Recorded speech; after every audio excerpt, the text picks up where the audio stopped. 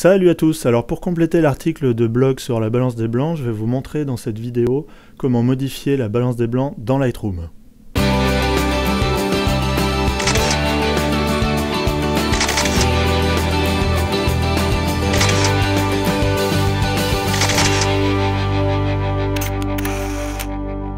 Alors pour cet exemple, j'ai choisi une photo qui est un exemple typique d'une situation dans laquelle vous pourrez vous retrouver. Là, il s'agit en fait de la photo de la naissance du garçon d'un couple d'amis. Ça se passe à l'hôpital en soirée, donc on est sous les lumières incandescence. Et donc c'est ce qui explique cette lumière jaunâtre, jaune-orangé, que vous pourrez vraiment retrouver fréquemment lors de photos, par exemple en soirée, des photos de famille chez vous, dans votre salon, dans votre cuisine. Vous allez prendre des photos de famille et il va y avoir cette teinte très jaune-orangé comme ça. Alors là, on le voit bien dans le blanc n'est pas réellement blanc, voilà, il est fortement teinté de jaune orangé. Donc l'idée de la balance des blancs, c'est de faire en sorte que cette partie qui devrait être blanche redevienne bien blanche. Alors tout se passe dans ce bloc ici, dans Lightroom, qui s'appelle BB, balance des blancs.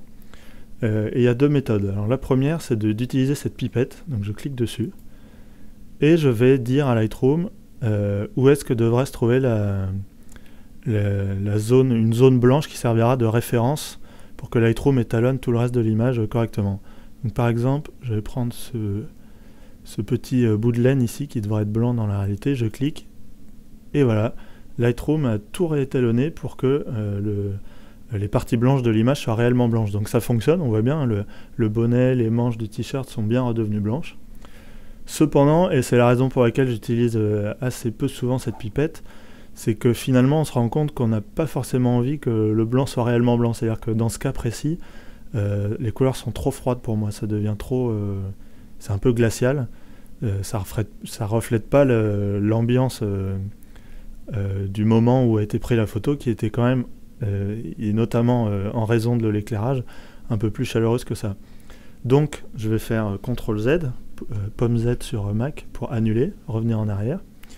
Et je vais vous montrer la deuxième méthode, qui est, il s'agit de bouger les curseurs de température. Donc là on voit que mon appareil avait défini la température de couleur à 3200 Kelvin. Donc moi je trouve que c'est trop chaud, donc je vais essayer de refroidir ça. Donc soit j'utilise le curseur, soit je tape directement ici. Donc mettons, je vais mettre 2800. Voilà, c'est déjà mieux, mais c'est encore trop chaud pour moi. Alors 2600. Voilà, 2600, ça me convient bien, sachant que la pipette me proposait tout à l'heure 2400 environ. Voilà, donc on n'est pas très loin, mais on est légèrement plus chaud. Ça me convient bien, voilà, c'est quasi un vrai blanc, et c'est un peu chaleureux quand même, donc c'est parfait. Ce que vous pouvez voir, c'est qu'il y a deux curseurs possibles, deux fonctions possibles. Il y a tout d'abord la température de couleur qui s'échelonne du plus froid qui est bleuté jusqu'au plus chaud qui est dans les jaunes orangés. Voilà. Ça c'est la température de couleur. Et vous avez également la teinte qui elle s'étalonne du vert au magenta. Voilà. Alors la teinte c'est quelque chose que j'utilise rarement, je ne sais même pas si je l'ai utilisé une fois. Mais voilà, au moins vous savez ce que c'est, il peut arriver que ça serve un jour.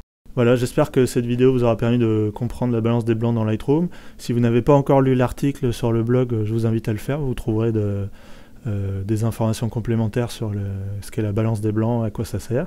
Voilà, et si cette vidéo et ce tutoriel vous ont plu, je vous encourage à les partager. Merci et puis à bientôt sur le blog.